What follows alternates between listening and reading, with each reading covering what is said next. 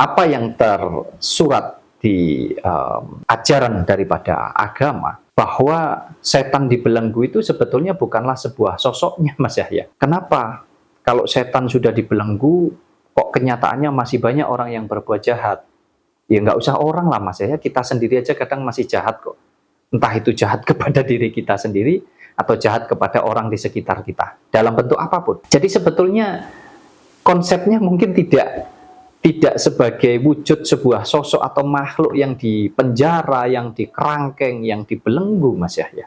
Nah, balik lagi, mau kamu puasa, jangankan cuma puasa Ramadan ya, mohon maaf, puasa 1 bulan. Kamu puasa bertahun-tahun sekalipun, setiap hari kamu puasa selama puluhan tahun. Ya, kalau kamu nggak mampu memaknai itu, kamu nggak ngerti makna daripada puasa itu, ya nggak ada hasilnya, Mas Yahya. Jatuhnya ya hanya itu tadi, kita bisa pindah jam makan saja, Mas Yahya.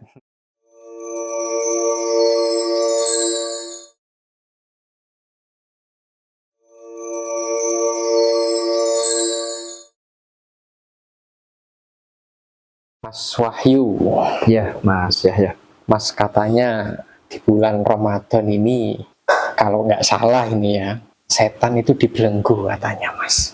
Nah, kalau memang setan dibelenggu, kita tahu sendiri ya, setan ini tugasnya menghasut atau mengajak manusia untuk berbuat jahat, berbuat buruk ya, berbuat maksiat juga.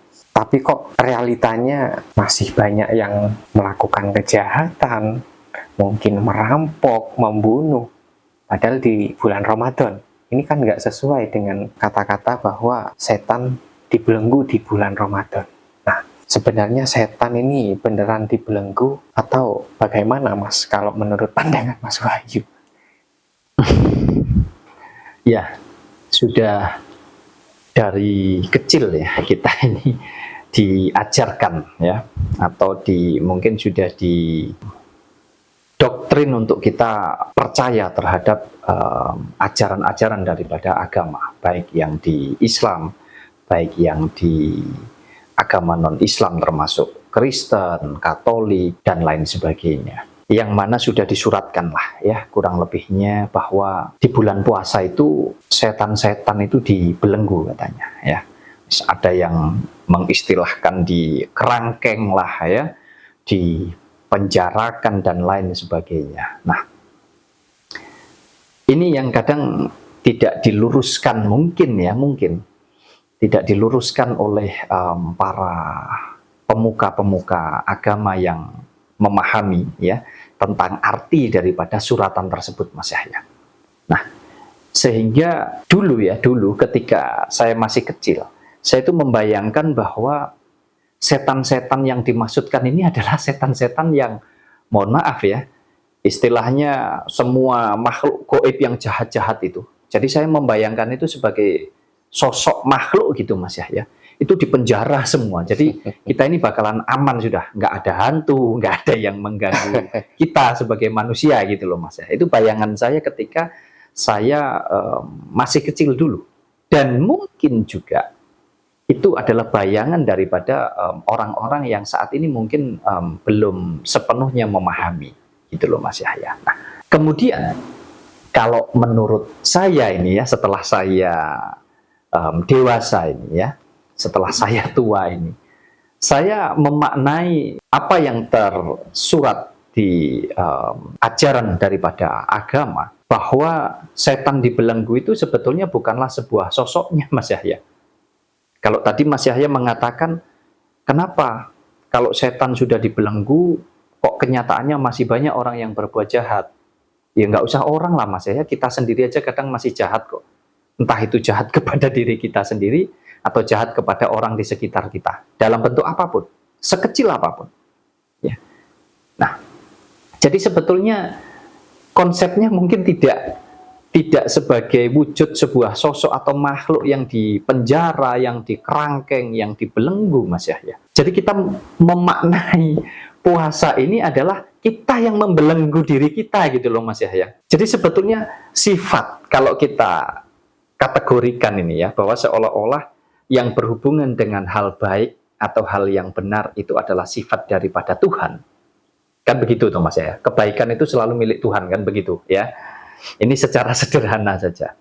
Nah, kemudian kita kategorikan tentang hal-hal jahat, hal-hal buruk, hal-hal yang tidak baik, tidak benar, ini adalah sifat daripada setan.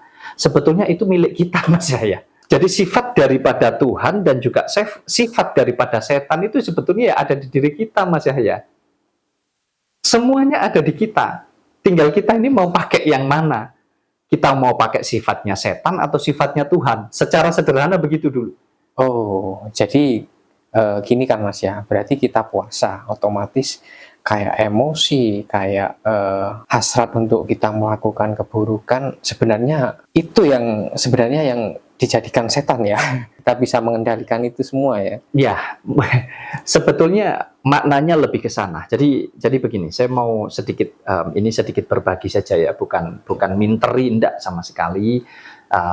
Sebuah pengetahuan, sebuah wawasan.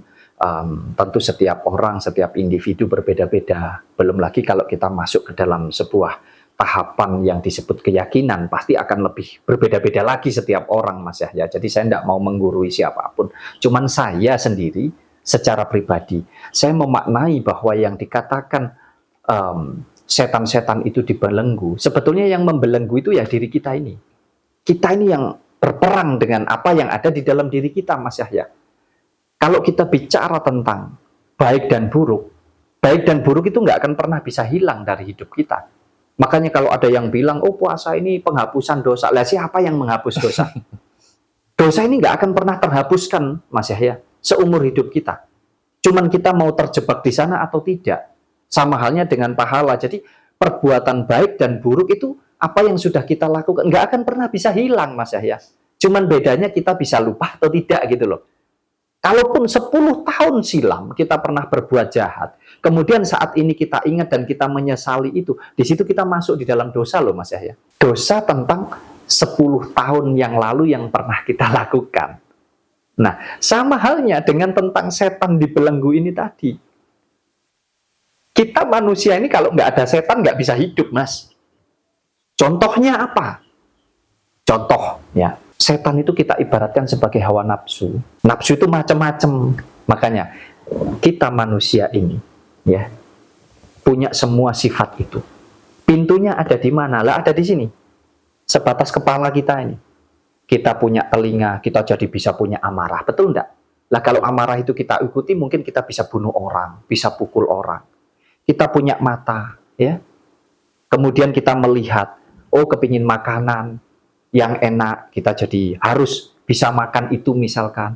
Oh kita lihat, mohon maaf ini ya, lihat istrinya, tetangga mungkin, wah cantik sekali. Atau mungkin lihat suaminya, tetangga kok kayaknya cakep sekali dan lain sebagainya. Nah itu sifat daripada setan. Tapi jangan salah, justru dari situlah kita bisa hidup. Atas dasar keinginan.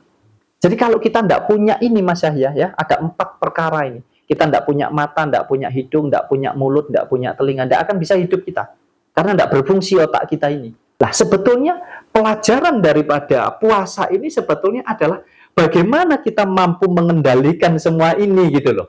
Karena kita bisa membedakan mana yang baik dan mana yang tidak baik. Jadi yang dibelenggu itu sebetulnya ya diri kita sendiri. Yang membelenggu ya kita sendiri.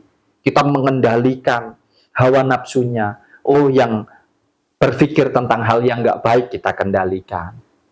Yang berpikir tentang hal yang buruk kita kendalikan juga. Jadi kita ini dituntut untuk kita mampu mengendalikan seluruh unsur kehidupan kita, khususnya secara manusiawi. Jadi kita kendalikan pola pikir kita, yaitu sebetulnya setan dibelenggu.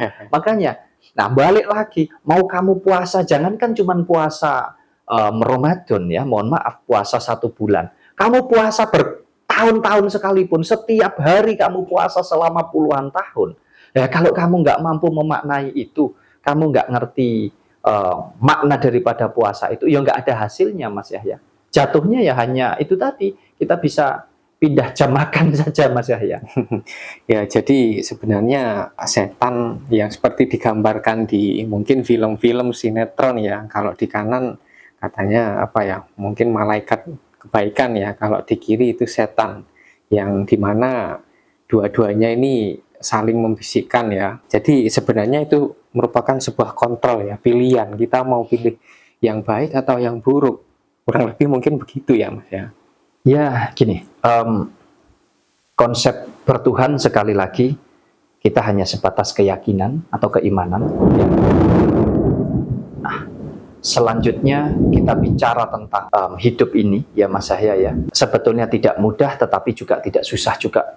Tinggal kita mau belajar atau tidak. Tetapi kadang kita sudah terlanjur terjebak dengan doktrin-doktrin daripada ajaran agama yang seolah-olah semua ini bisa divisualisasikan Mas Yahya. Jadi seolah-olah ini gambarannya, oh kalau surga begini, kalau neraka begini, kemudian kalau setan itu begini, oh disiksa itu begini, dan lain sebagainya. Seolah-olah kita terjebak di sana. Padahal kalau kita mau mempelajari, sebetulnya semua sudah ada di dalam diri kita. Jadi tentang apapun itu, ya. Jadi sifat daripada Tuhan, kalau kita meyakini bahwa Tuhan itu adalah wujud atau tentang kebaikan lah, tentang hal-hal yang baik, itu ada di kita. Tentang hal-hal yang buruk ada di kita. Ya jadi monggo-monggo saja. Tinggal kita pilih mau yang seperti apa di dalam menjalani hidup kita Mas Yahya. Jadi bukan konsep tentang setan dibelenggu. Ya setan masih ada di mana-mana. Selama ada kita manusia hidup, ya setan itu ada gitu loh Mas Yahya.